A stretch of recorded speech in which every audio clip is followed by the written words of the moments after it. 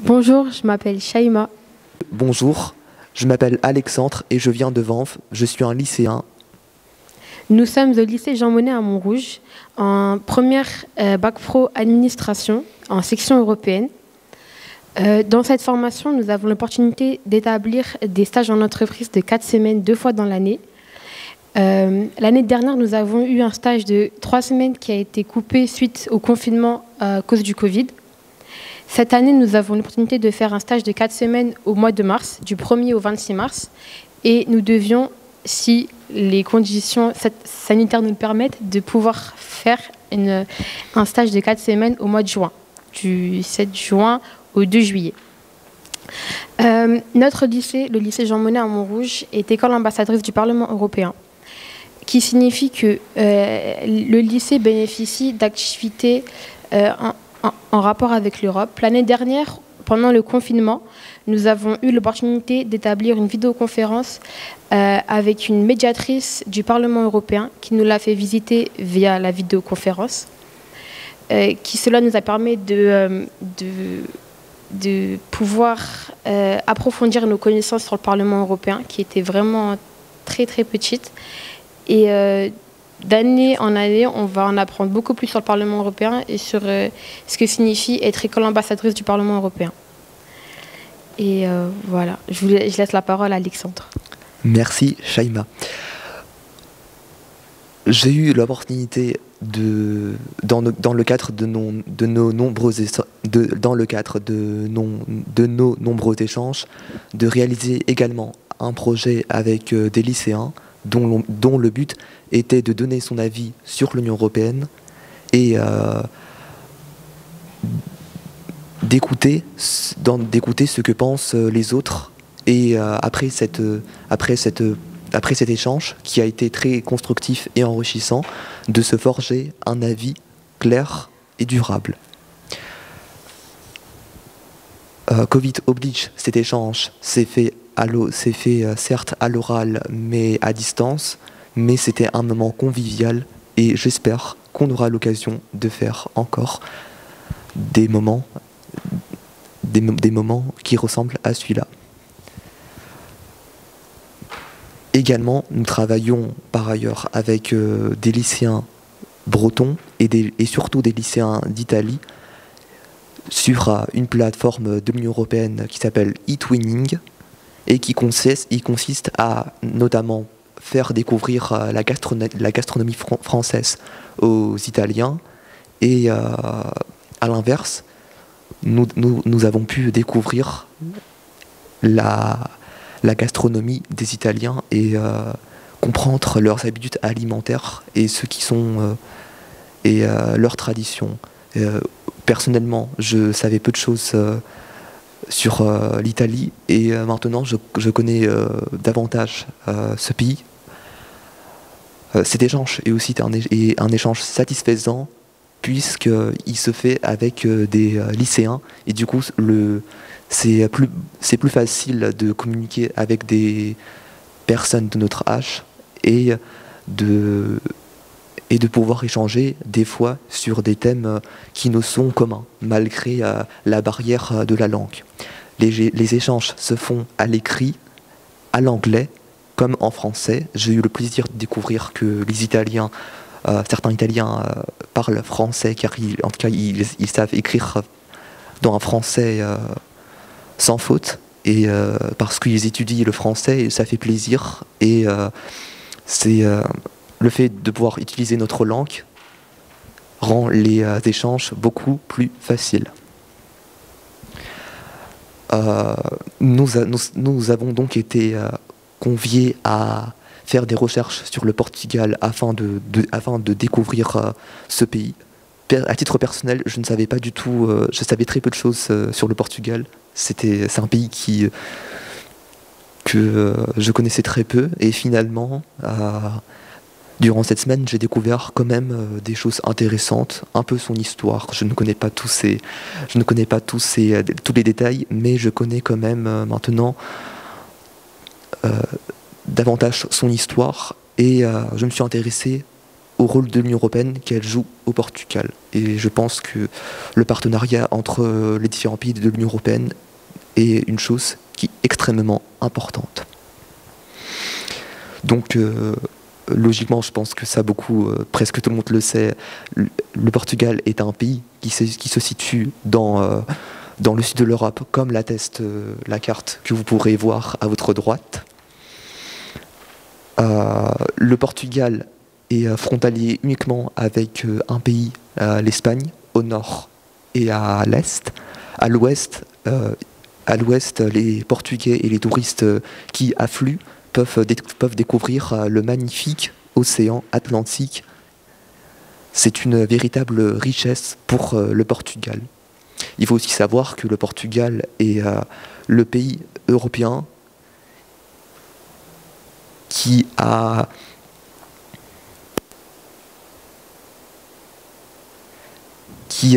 ses frontières qui sont inchangées depuis beaucoup de temps. Sa situation géographique avec l'océan Atlantique l'explique. Le Portugal comprend aussi les deux archipels, les archipels des Açores et de Madère, qui se situent au nord de l'océan Atlantique.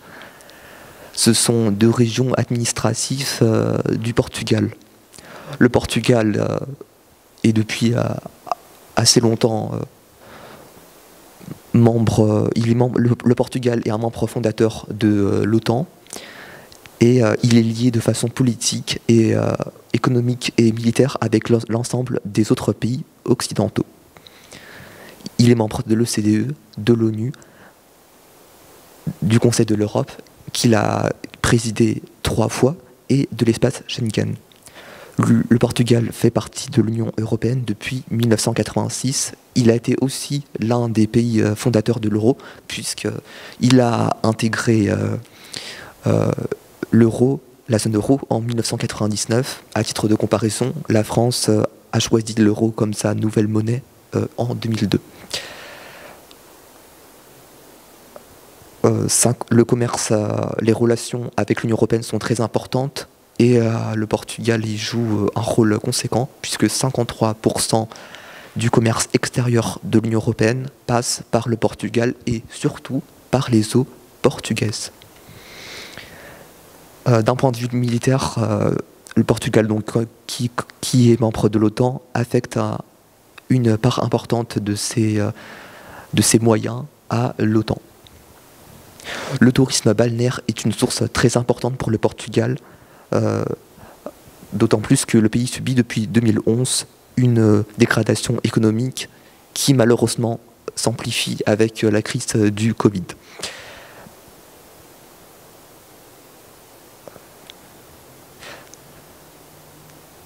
Ainsi, 90% des recettes économiques sont liées à l'océan. Les touristes venant au Portugal sont très majoritairement les Espagnols à 90%. Le Portugal a le taux de fécondité le plus faible d'Europe et un des plus faibles du monde. Les principales branches du pouvoir sont le président de la République, l'Assemblée de la République et la justice.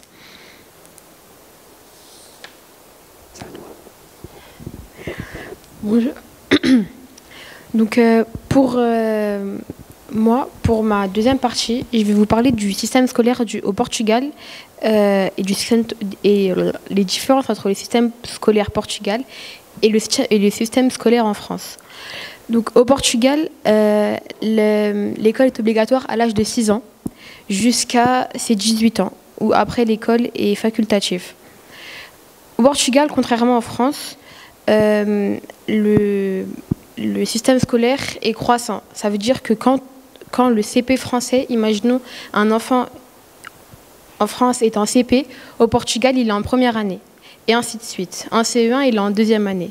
Jusqu'à la terminale chez nous, en France, ou au Portugal, il est en 12e année. Donc, je vais demander à Madame Renaud si elle pourrait venir switcher le PowerPoint, s'il vous plaît. Non. À la prochaine diapositive. Prochaine. Voilà, celui-là. Donc, comme on peut le voir ici, donc pour la première période de 6 à 14 ans, on est donc là pour le Portugal, la première année. Pour nous, elle représente le CP, jusqu'à la 9e année qui chez nous représente la 3e.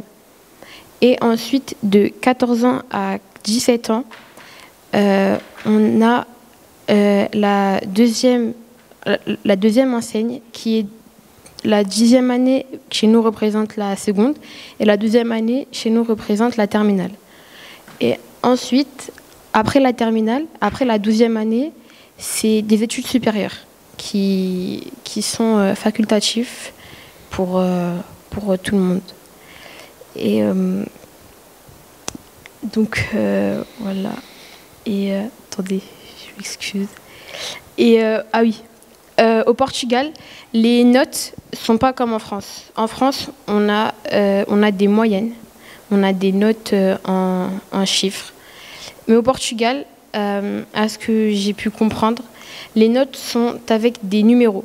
Un qui signifie très mauvais, 2 qui signifie insuffisant, 3 qui signifie satisfaisant, 4 qui signifie bien et 5 qui signifie très bien, voire excellent. Donc c'est ce qui différencie le parcours scolaire au Portugal et le parcours scolaire en France. Nous, par exemple, en primaire, en France, les élèves, ils ont des notes, pas forcément des moyennes, mais ils ont des notes. Alors, contrairement au Portugal, qui, eux, ont des numéros qui signifient leur niveau scolaire. Donc, quand ils arrivent à l'âge de 12 ans, donc ce qui signifie qu'ils arrivent à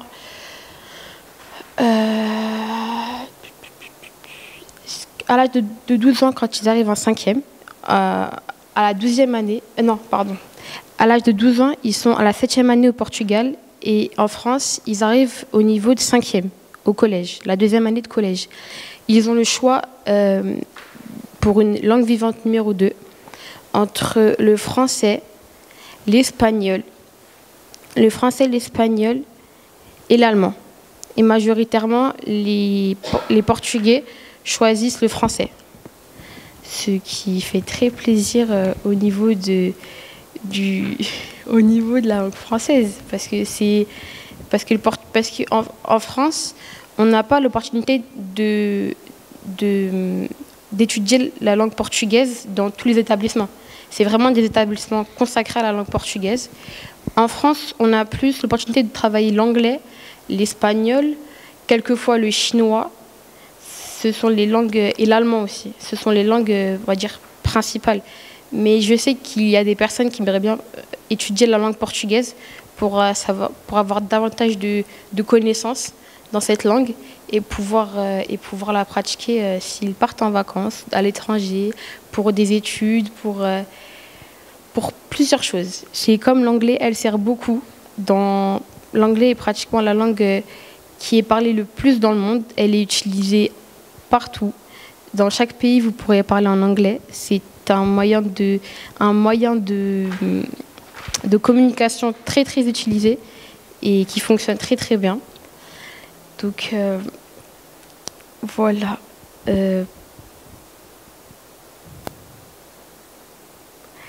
Je n'ai pas beaucoup de trucs à rajouter. Avec Alexandre et le lycée, c'est qu'on aimerait bien être en contact avec une école portugaise, si vous aurez des contacts, pour qu'on reste en communication avec cette école, pour qu'on apprenne davantage sur ce pays et pour qu'on puisse rafraîchir nos connaissances et les approfondir pour que ça puisse vraiment devenir une liaison entre les écoles françaises et portugaises, entre les cultures, pour qu'on puisse vraiment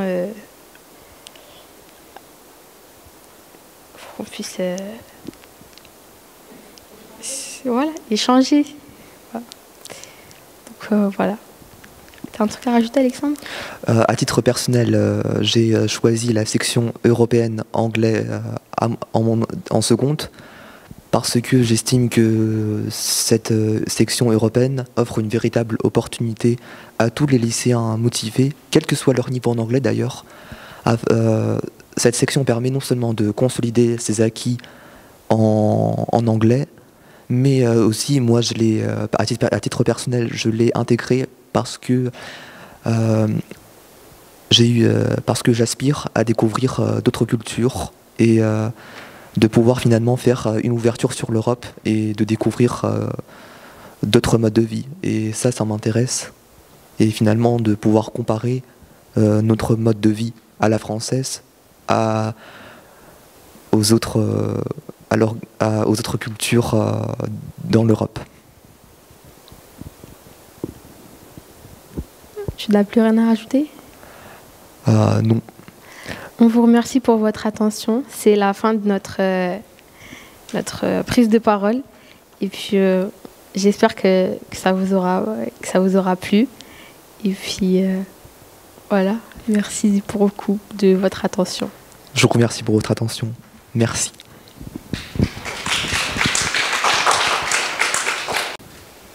Bonjour, je m'appelle Olivia Ménard. Bonjour, je m'appelle Ludivine Berton. Moi, c'est Louise Provernery. Bonjour, je m'appelle Mine-Marie Brachet. Et nous sommes élèves de 6e au collège Jeanne d'Arc de Montrouge. Et nous allons vous présenter un exposé sur le Portugal et l'Union européenne. Donc nous allons d'abord vous parler du Portugal, un pays membre de l'Union européenne, avec un peu d'histoire, du Conseil de l'Union européenne, le Portugal dans l'Union européenne, et pour partir étudier au Portugal grâce au programme Erasmus+. Le Portugal, pays membre de l'Union européenne. Le nom Union européenne apparaît en 1993, année au cours de laquelle la Communauté économique européenne, CEE, prend le nom de l'Union européenne, UE. C'est donc d'abord à la CEE que le Portugal adhère le 1er janvier 1986, en même temps que l'Espagne, portant ainsi à 12 États le nombre de ses membres. Son entrée dans la CEE marque, avec celle de l'Espagne, l'ouverture de la CEE à la Méditerranée. Un peu d'histoire. Le Portugal est une république semi-présidentielle dirigée par un chef du gouvernement, le Premier ministre, et un chef d'État, le président, qui nomme le Premier ministre et d'autres membres du gouvernement. C'est à la mort du dictateur António de Oliveira Salazar en 1968 que le Portugal entame les démarches pour adhérer à la CEE. La mise en place d'un régime politique démocratique stable après la révolution des Oiers permet à Mário Soares, Premier ministre, de déposer la demande d'adhésion du Portugal à la CEE le 28 mars 1977. Ce n'est qu'en 1986, après des négociations, que le Portugal entre dans la CEE. Cette adhésion a permis de consolider la mise en place de la démocratie et de favoriser un développement économique rapide par l'apport massif de capitaux étrangers et par l'ouverture au marché commun européen. Le Portugal montre une volonté sans faille de se tourner vers l'Europe et participe au développement de grands projets européens comme l'espace Schengen, l'euro, les Erasmus+, etc. En 1992, le Portugal prend pour la première fois la présidence du Conseil des communautés européennes. La présidence du Conseil joue un rôle significatif dans l'organisation des travaux de l'institution européenne, notamment dans l'impulsion du processus de décision législatif et politique. Elle a pour mission d'organiser et de présider les réunions, y compris les nombreux groupes de travail, et d'élaborer des compromis entre les États. Le Conseil de l'Union européenne. Le Conseil de l'Union européenne est une institution de l'Union européenne au même titre que le Parlement européen et la Commission européenne. Il représente les gouvernements des États membres de l'UE et réunit leurs ministres par domaine de compétences. Finance, politique étrangère. Ces derniers sont chargés, avec le Parlement européen, d'amender et d'adopter les lois européennes. Au total, le Conseil de l'UE compte 10 formations.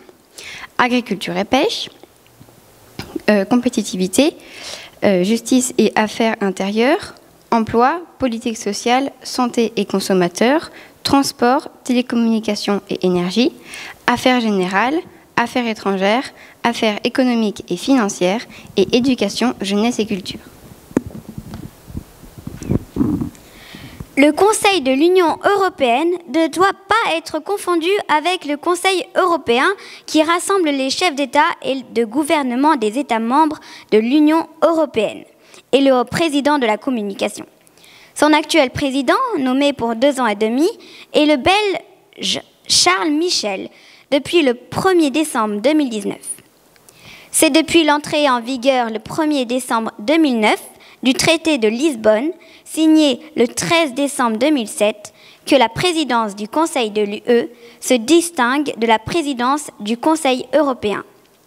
Le Conseil de l'UE est présidé à tour de rôle par chaque État membre pour une période de 6 mois. On parle de présidence tournante selon une rotation préétablie. La présidence du Conseil de l'UE organise et préside les réunions, élabore des compromis, rend des conclusions et veille à la cohérence et à la continuité du processus de décision. Le Conseil se réunit à Bruxelles ou au Luxembourg sur convocation de son président. Le Portugal dans l'Union européenne. Le Portugal compte 21 députés au Parlement européen. Il a une représentation permanente à Bruxelles. Cette ambassade du Portugal auprès de l'UE a principalement pour mission de s'assurer que les intérêts et les politiques du pays sont défendus de manière aussi efficace que possible dans l'UE. Le 1er janvier 2021, le Portugal prend la présidence du Conseil de l'Union européenne pour une période de 6 mois à la suite de l'Allemagne et avant la Slovénie.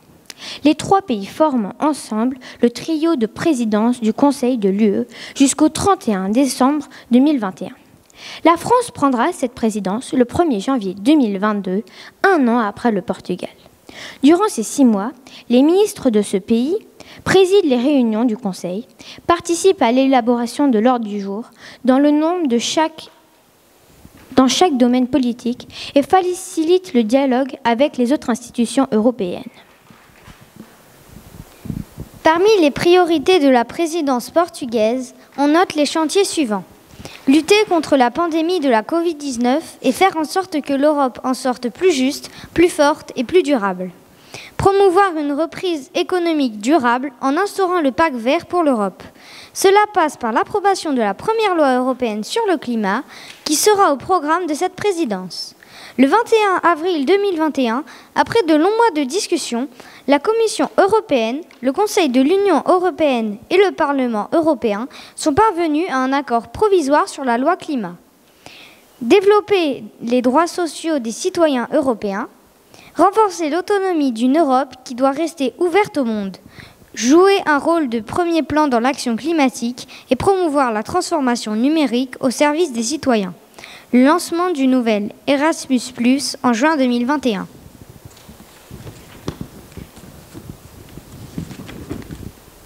Partir étudier au Portugal grâce au programme Erasmus+.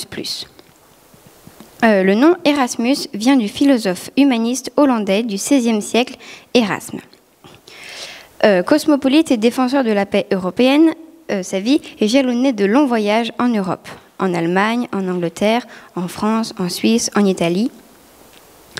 Lancé pour la première fois en 1987, le programme Erasmus est devenu Erasmus+ en 2014 afin de couvrir de nouveaux domaines d'activité.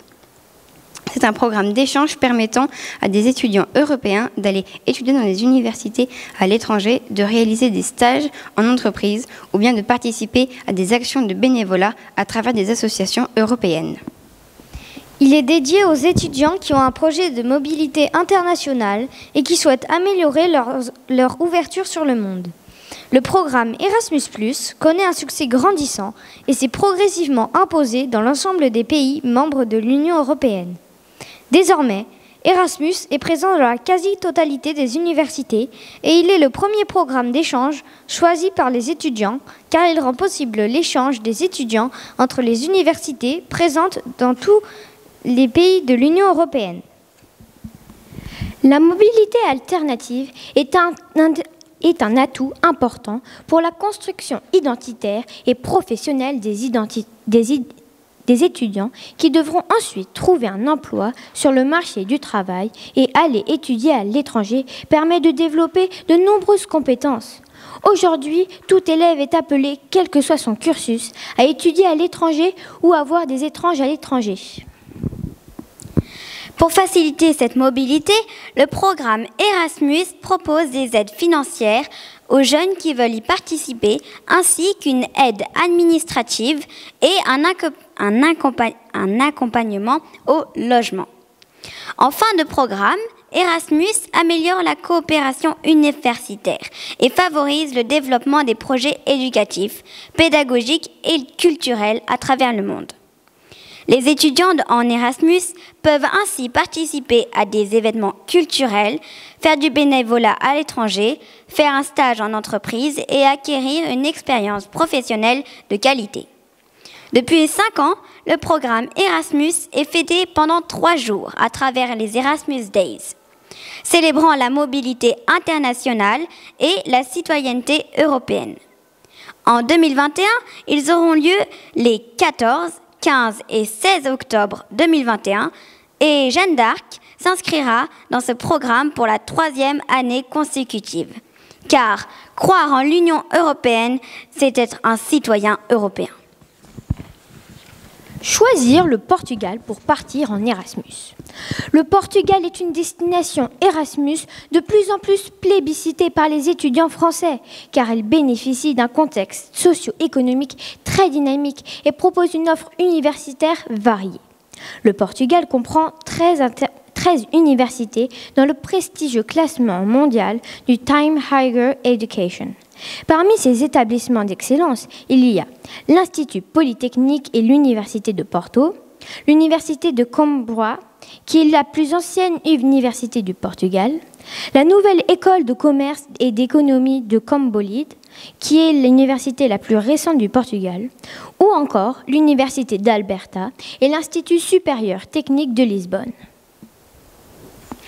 L'Université de Porto fait partie des établissements d'excellence que les étudiants Erasmus plébiscitent pour leur séjour Erasmus au Portugal. Selon l'université dans laquelle se rend l'étudiant français pour son séjour au Portugal, il peut suivre des cours de renforcement dans l'apprentissage des langues étrangères. Cela peut être le cas pour les cours de portugais et d'anglais. Un des avantages de la mobilité internationale est d'offrir à l'étudiant la possibilité de maîtriser le portugais en quelques mois seulement et de pouvoir justifier ce bagage académique par la suite. Pour conclure, partir en Erasmus, c'est choisir de s'ouvrir au monde et être citoyen européen en allant à la rencontre de l'autre et en l'acceptant tel qu'il est dans ses différences. Merci de votre attention.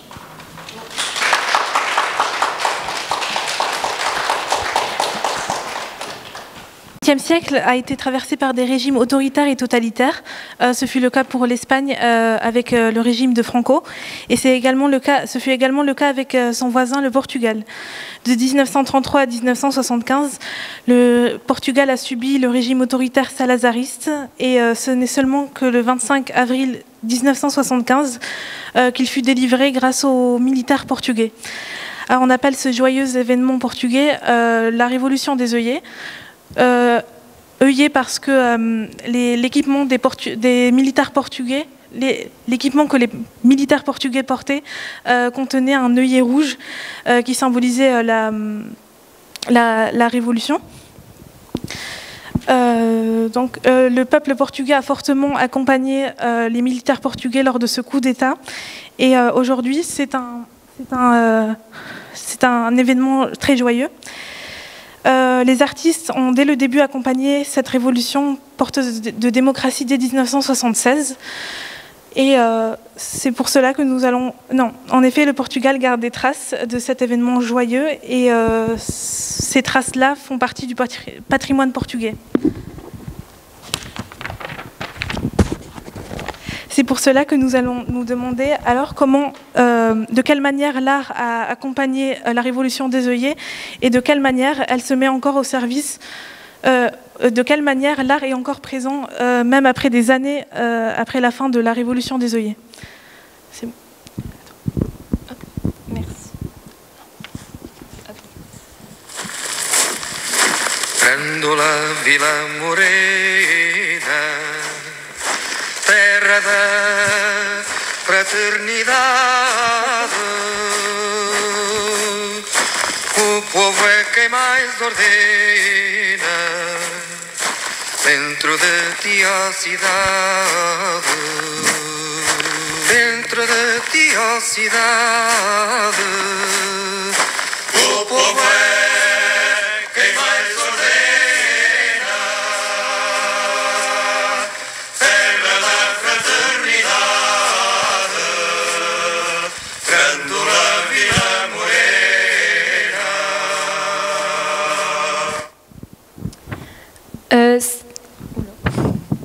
Cette chanson que je viens de vous faire écouter, Grândola Vila Morena, a servi de ralliement pendant la révolution des œillets. Écrite et enregistrée en 1971 par l'artiste engagé Zeca Alfonso, elle raconte la fraternité des habitants de Grândola, une ville située dans l'Alentejo, une région située au sud de Lisbonne. Elle est censurée pendant la dictature de Salazar, car accusée de propager les idées communistes. Mais le 25 avril 1974, dans la nuit, elle est transmise après E Depois de Adeus, qui fut en réalité la première des deux chansons diffusées ce soir-là à la radio lisboète, Radio Renascença, et qui servit de signe de ralliement pour débuter la révolution contre le régime dictatorial mis en place par Salazar en 1933. Cette chanson insiste sur la fraternité et l'égalité qui disparut pendant la dictature et sur le fait que le peuple doit commander. Elle insiste sur les plus grands aspects d'une démocratie. Ce n'est pas seulement qu'elle soit chantée à l'unisson qui suscite le pouvoir émotionnel, mais que d'une part, il y ait une voix isolée, rejointe ensuite par un groupe unique et solidaire. Et d'autre part, le mouvement de chacun de taper du pied, qui devient un mouvement unique de groupe. Les termes fraternidad, igualdad y vontade, placés en rime, signifient avec simplicité et efficacité que l'union des hommes égale entre eux peut permettre l'action et la volonté d'aller de l'avant. Donc avec la révolution des œillets et la conquête de la liberté, l'espace public est devenu un immense lieu de communication. Les murs des villes et villages sont couverts de peintures, de graffitis et d'affiches. Par rapport aux affiches, les peintures murales et les graffitis ont l'avantage de transmettre des informations instantanément, de faire réagir et de sensibiliser la population.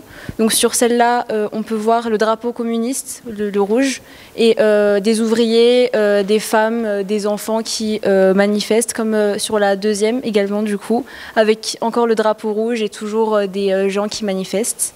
Donc si la chanson est devenue une arme, alors la peinture murale en est également devenue une. Il y a également des photographes qui ont capturé beaucoup capturé les inscriptions sur les murs, comme Manuel Madeira, qui était en exil en France et qui a vécu le même parcours que beaucoup d'autres exilés, immigrés et étrangers. Une fois retourné au Portugal, ce dernier nous montre son point de vue lors de son premier retour, de son premier voyage de retour chez lui, photographiant 40 peintures parmi les centaines qui figuraient sur les murs et qu'il a prises à ce moment-là. La plupart d'entre elles relatent la campagne pour les premières élections législatives après l'Estado Novo en 1976, soit 2 ans après le coup d'État. Il y a donc d'autres photographes qui ont su capturer les moments et montrer la révolution des œillets à travers la photographie. Donc on en vient à mon point, la photo qui immortalise la révolution des œillets. C'est la bonne, absolument la bonne, celle d'avant. Merci. Donc ici on peut voir à peu près 6 photos du 1er mai de la liberté, entre guillemets, de 1974. Donc le peuple portugais a mis bas à la dictature. Ce sont des photos prises par Gérald Blancourt. On peut y voir le peuple portugais en train de manifester avec une ambiance festive. En effet, c'est la fin de la dictature. On y voit aussi des soldats qui ont joint la manifestation, avec notamment des soldats qui serrent la main des passants. Donc c'est vraiment une ambiance fraternelle, si je puis dire. Merci. Ensuite, on a des photos aussi où on voit ce qui est devenu l'emblème de cette révolution pacifique, avec la fleur qui est notamment mise dans les armes des militaires pour montrer que cette révolution, cette démocratie s'est obtenue avec la paix. Voilà. Donc on a aussi des photos très impressionnantes de tous les Portugais qui se sont joints à la manifestation. Voilà. Comme nous avons pu le voir maintenant, il y a quelques instants. Juste avant. Ah oui, pardon. Non, pas de souci, désolée. On a juste une mise en zoom, si je puis dire, sur 2 photographes dont on a vu les photos, avec Hervé Glohagen qui est né en 1937 à Rennes, et c'est un photographe français, ainsi que Gérald Blancourt qui est né, lui, le 4 novembre 1926 à Haïti et qui est mort le 29 octobre à Paris. Donc c'est des photographes qui ont vraiment immortalisé la révolution des œillets. Merci. Le théâtre. Sous la dictature de Antonio Oliveira Salazar, la censure s'exerce énormément sur le monde du théâtre puisque les comédiens ne peuvent pas s'exprimer librement et aborder les sujets qu'ils souhaitent. La pièce Les Trois Hauts de Forme, Os Três Chapéus Altos, de Miguel Miura, mise en scène pour le Théâtre moderne de Lisbonne, donc le Teatro Moderno da Lisboa, est l'exemple même de cette répression. Les personnages sont remplacés et dès le premier acte, de nombreuses coupures dénaturent l'œuvre. Il faut attendre le départ de Salazar et la nomination de son Premier ministre Marcelo Caetano pour que se confirme l'assouplissement de cette censure. Le printemps Caetano, en 1968, est une période marquée par un climat ouvert et un renouvellement culturel. Ce contexte politique entraîne la création de troupes expérimentales qui précèdent de peu d'années la révolution des œillets. On a tout d'abord celle de João Mota, qui crée la coupe des Bons Nécréos en 1971. Donc c'est ce qu'on voit ici, finalement c'est des sortes de marionnettes, ce qu'on peut appeler comme guignols en France. Et la Comuna en 1972, qui marque l'année de la fondation du Teatro de Cornupia par Luis Miguel Sintra et Jorge Silva Melo. Marqués par la pensée marxiste, donc communiste, leur travail annonce puis accompagne les bouleversements révolutionnaires. Au plus fort du mouvement révolutionnaire, c'est-à-dire entre le 25 avril 1974 et le 25 novembre 1975, le retour de la liberté d'expression et l'espoir de changement se reflètent énormément dans le monde du théâtre, en particulier avec les nombreuses compagnies et les spectacles politisés. En juillet 1974, avec la loi décret numéro 194-74, les compagnies sont officiellement autorisées à jouer tout le répertoire mondial et ce sans aucune restriction. Donc, bien que le théâtre n'ait pas joué un rôle conséquent durant la révolution des œillets, puisque massivement censuré, il dispose d'une importance énorme après cet événement. Un nouveau genre apparaît dans la région, un théâtre aux aspirations politiques et sociales qui influence la vie du peuple portugais et ses ambitions. Par la suite, la révolution des œillets est fortement reprise par les dramaturges et toutes les autres formes d'art que l'on a pu voir sous cette révolution, et ce, jusqu'à de nos jours. Comme nous venons de le voir, l'art a fortement accompagné durant la révolution des œillets, mais nous trouvons encore des traces d'art sous différentes formes encore aujourd'hui. Tout d'abord, il y a la forme littéraire, comme par exemple en 2015, le livre Les Mémorables de Lilia Jorge est sorti. Donc, les personnages de ce livre sont Ana Maria Machado et ce personnage fictif interviewe les héros de ce glorieux événement, en décrivant donc comment s'est passé cet événement. Il y a par la suite des films qui sont sortis. Par exemple, en 2014, le film Les Grandes Ondes à l'Ouest de Leonard Bayer est sorti avec beaucoup d'humour. Nous suivons les aventures de quatre personnages qui sont censés faire un reportage au Portugal, mais qui se retrouvent soudainement pris dans la révolution des œillets.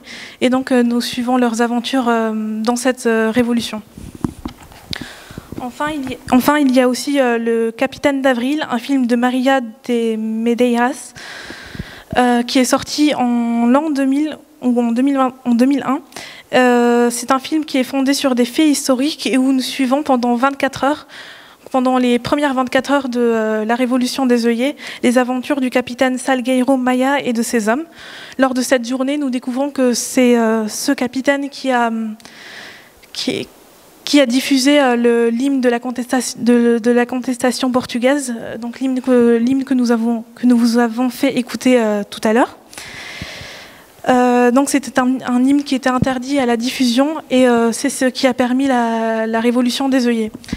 C'est d'ailleurs cette chanson que vous avez écoutée tout à l'heure qui a permis en 2020, lors du confinement dû à la Covid-19, qui a permis au peuple portugais de fêter cet événement en sortant dans leur balcon et en chantant tous en chœur cette chanson. Enfin, il ne faut...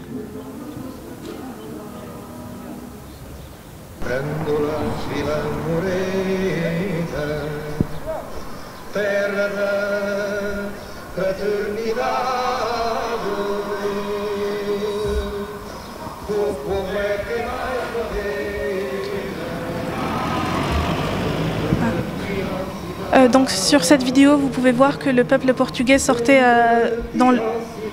aux fenêtres et au balcon pour chanter cette chanson afin de pouvoir la fêter malgré les restrictions de la Covid-19.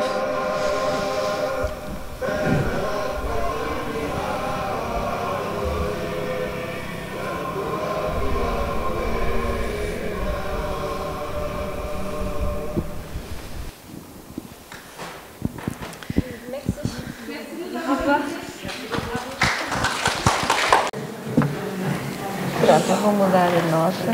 Puxa, já o último critério. Em 30.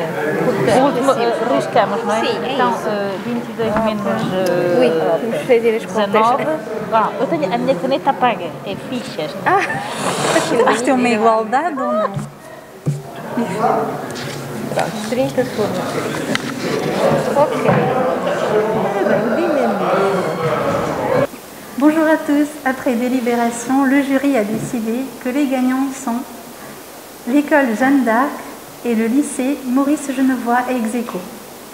Bravo à vous, vous avez fait du beau travail et bravo également à vos enseignants qui vous ont soutenu et ça s'est vu. Nous tenons également à dire un petit mot de soutien aux deux lycéens du lycée Jean Monnet. Bravo Alexandre et Shaima, vous n'avez pas démérité. Nous voudrions souligner votre engagement, votre maîtrise du sujet et surtout votre autonomie. Donc bravo à vous également, vous avez un bel avenir devant vous.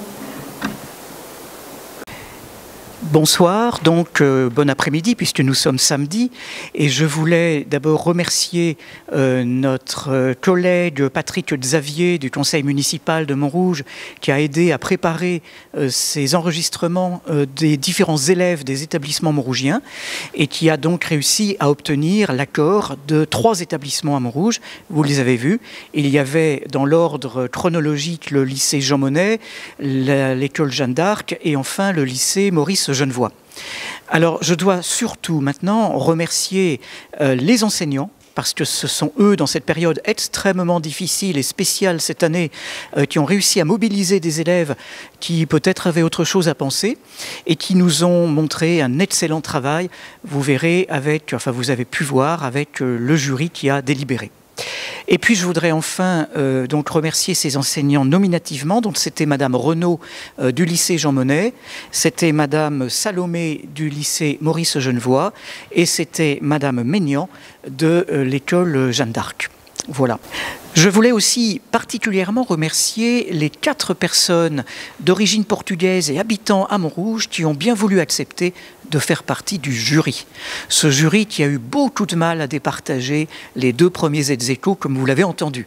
Donc merci encore à eux. Je ne vais pas les citer nominativement pour respecter leur anonymat, mais sachez qu'elles ont donné beaucoup de temps aujourd'hui pour pouvoir faire cette évaluation.